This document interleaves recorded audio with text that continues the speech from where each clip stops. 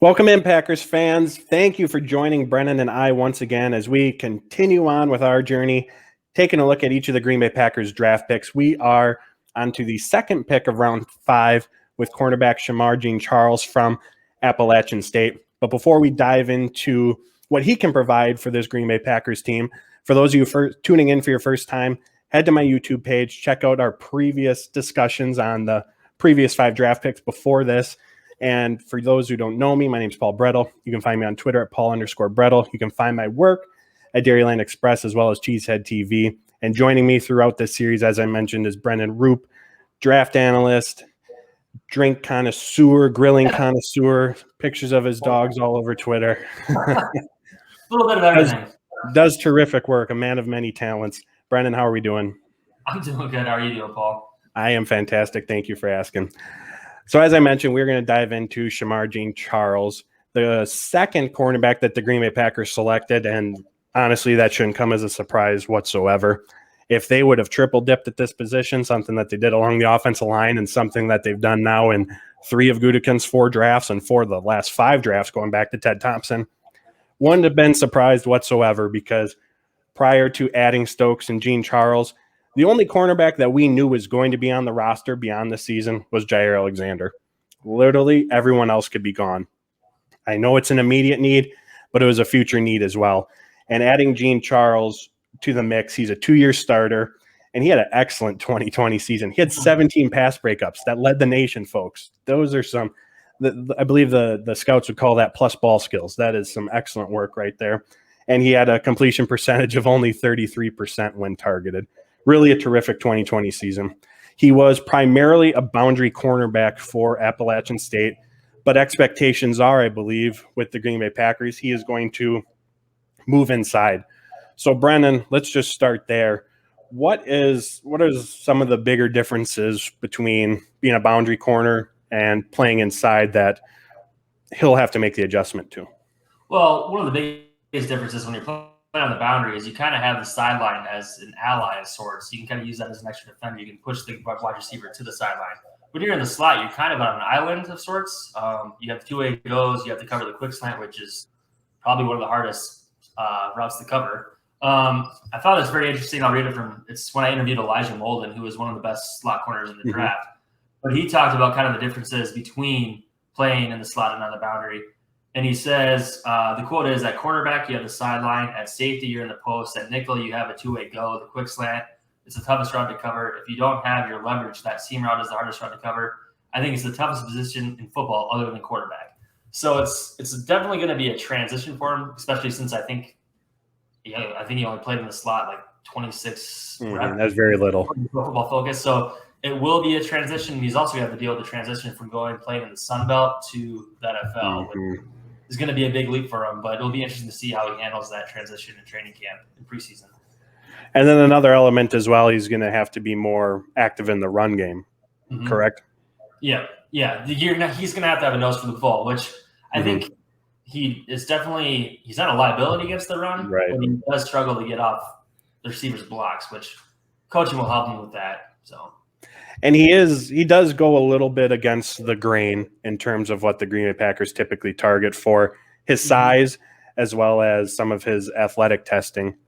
And I guess like 4 or something, wasn't it? It was not at all. And I guess to make that even a little bit more against the grain is on day 3, you always, of course, and the Packers have done this under Gutekunst and Thompson, you always want elite athletes if you can. But on day 3, that almost takes a level of precedent because everyone on day 3 is a lottery ticket. So if you're pulling a lottery ticket, you're going to go, give me the tall guy, give me the fast guy. Jean Charles wasn't exactly either of those. So a little bit against the grain for Green Bay in that regard. Which is to talk about it. Shot away with, I don't know how many picks before Jean Charles in the 5th round. So it'd be interesting if that was the guy that they were going to maybe target instead of him, because I think he did test a lot better than Jean Charles did. And one other thing I want to bring up, I believe it was an article from Zach Cruz of Packers Wire. In Brian Gutekunst, one of his interviews after the draft here, I guess the scouts here in Green Bay, they love Jean Charles. Like throughout the 5th round, it sounded like every few picks, they're going up to Goody, tapping his shoulder, saying, "Hey, Jean Charles is still available. Hey, Yeah. he's still on the board." So this was a pick that the Green Bay Packers scouts just absolutely loved. And I love that Brian Gutekunst trusted them and went with them in that regard. Because like I said, from the size athletic standpoint, that's not Goody's mold. No. So he trusted his scouts, and they were thrilled to have him. And it's always fun for the team to get a guy that they're that vested in and believe in that much. Because, I mean, that should give us that confidence in him as well. So as I said, he had an excellent 2020 season, 17 pass breakups, 33% completion percentage when targeted. Brennen, what does he do well? He's just so smooth in coverage. He's got loose hips and excellent footwork. He's able to stick in the receiver's hip pocket. I'll read you another quote from Ethan Joyce, who actually covered Jean Charles. I think he worked for some newspaper out there. But the quote is, "I think he's so smooth. He doesn't get lost. He never gets tricked by anything. That's what makes him so good. He's confident and reacts to the right things. He doesn't get fooled. He's just a very level-headed, cerebral player." Which, again, day 3 guy, it's a lottery ticket. Mm-hmm. And you can't beat the production that he had. He had more pass deflections than catches allowed. And again, it's the Sun Belt, so take it with a grain of salt if you want, but that's still impressive no matter what conference you're in if you're bringing up more passes than allowing catches. So to me, he kind of plays with a little bit of a confidence too, which is something you need to have when you're a corner. I think that's one big thing with Kevin King that he struggles with is that he doesn't have the quick memory. When he gets beat, it definitely looks like it's kind of like a quick stand. Carries it with him. Yeah. Where Jean Charles, you could see it on tape. If he gave a reception, well, but out of the next play, it's a clean slate. And he just plays with that confidence swagger that you need to have at the next level to play cornerback. Absolutely. Sounds like him and Jair Alexander will get along just fine then. We know Jair brings that every single day. Yeah. So other side of the coin, that's where Jean Charles excels. What are some areas of his game, parts of his game that he needs to improve on here at the NFL level? And we kind of talked about it already. He's a physical cornerback, but he can be a little grabby at the top of the routes. I think Dane Brugler had him in his draft guide that he got flagged 11 times the last 2 years. So that's something that's going to catch up to him if he doesn't correct that. And that's what the defensive back coach is going to be there for. He's also, we talked about it again, he's not a liability against the run, but he definitely struggles to get off receivers' blocks. When he has a free lane, he's excellent, but it just sometimes he gets pushed around out there on the edge. Now he's going to be in the boundary, so maybe he's going to use on cornerback blitzes. Maybe he's going to be more free out there. But so that's 2 areas where I think he really struggles is getting off receivers' blocks and then just being grabby at the top of the routes. And I think I brought this up, or maybe you brought it up when we were talking about Eric Stokes, but I think having Jerry Gray as the defensive backs coach is just absolutely huge. His first year last year, it is absolutely not a coincidence that Jair, Darnell Savage, Adrian Amos, they all had career years. Yeah. And with Gray's track record, who he's coached, mentored, turned into Pro Bowlers, turned into All Pros, I think you absolutely, his year 1, but you absolutely give him that credit. So when you have young players like Stokes, Jean Charles that you get in fresh at the NFL level from day 1, I really think that that's a huge advantage that the Packers have. It was a steal getting him last offseason. Oh, you even look at the Vikings production from corners when they had all those young corners last year. I think not having Gray hurt them a little bit because they didn't have that voice in the locker room to kind of coach them and teach them up. Last summer, I believe it was for Cheesehead TV, I wrote an article about Jerry Gray and just his past and how he's helped cornerbacks, safeties excel. And it was tongue-in-cheek a little bit given how the free agency and the draft went. But I said he might be the Packers' biggest offseason addition last year. He might have been. Again, it's going to be a great addition. He's going to be a great voice for Stokes and Jean Charles because Jean Charles, I think he has the technique. It's just he gets grabby. He doesn't trust his footwork. Instead, he grabs. So I think, again, it's one of those things where the coaches will coach that up, and I think it will correct itself. So strictly just on the defensive side of the ball, year 1 here, assuming everybody's healthy, do we see Jean Charles taking regular snaps, or is this a learning year for him? That's a good question because I think he has the ability to start year 1 in the nickel. But, again, it's a transition for him. He's never played in the nickel before, and he's also huge talent increase going from the Sun Belt to the NFL. I wouldn't be surprised if he battles for reps, but I think this year is going to be kind of a year where he's on special teams, and maybe year 2 is when he takes over that slot and is there for the next 3-4 years. Hopefully, And while we're on the nickel position, I think this year, my total guess right now is that I think Chandon Sullivan, when fast forward to the end of the year, we look at the snap counts and where guys lined up. I still think he's going to have taken the bulk of them snaps in the slot, but I think it's going to be reduced from years past. I think we're going to see more of Darnell Savage there. I also think we're going to see more Jair Alexander there.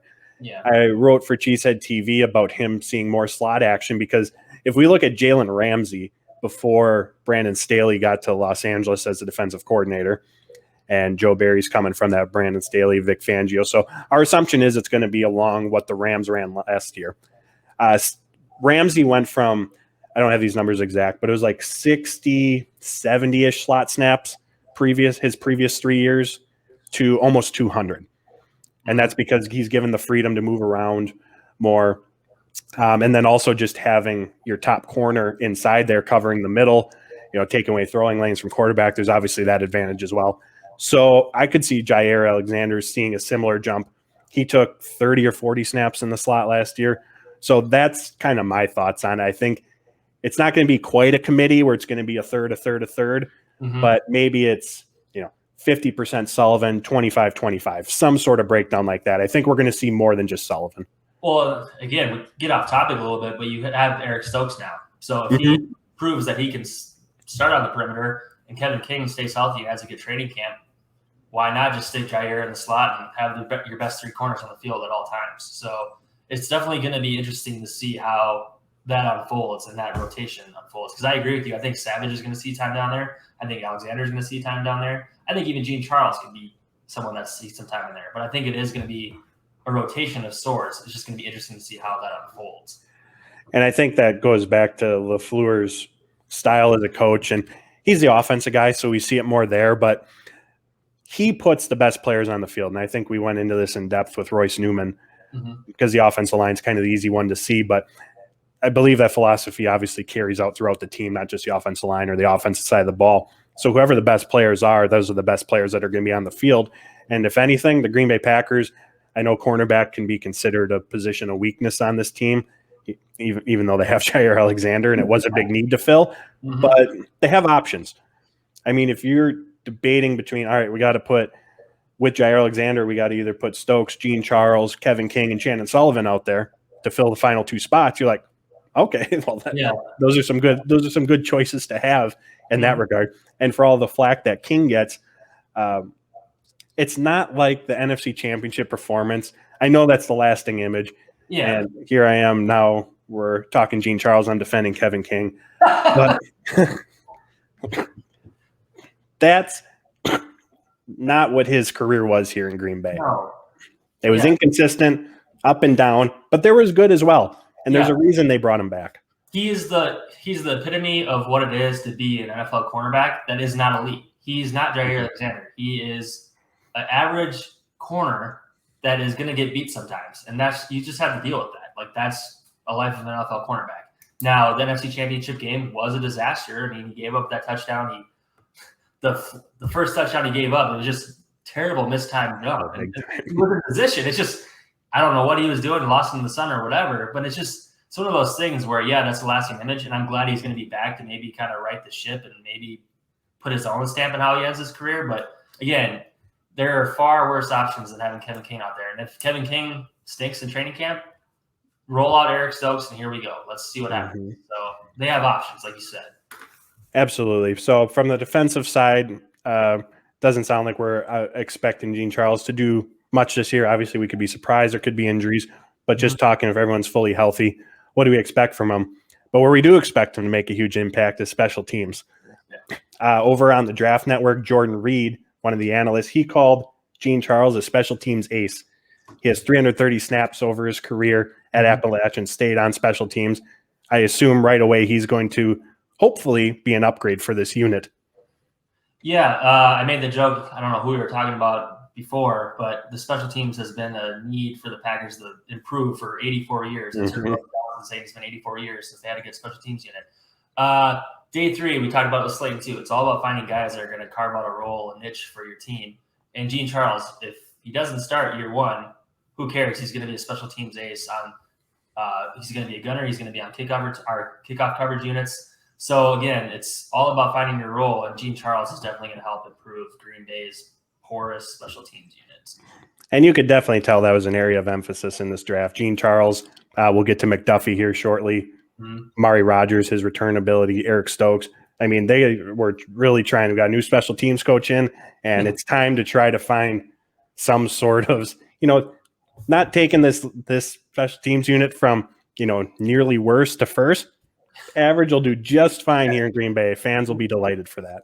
If they're middle of the pack, I'll be very happy. So that's all that really matters. They just need to improve in some way. Absolutely, absolutely.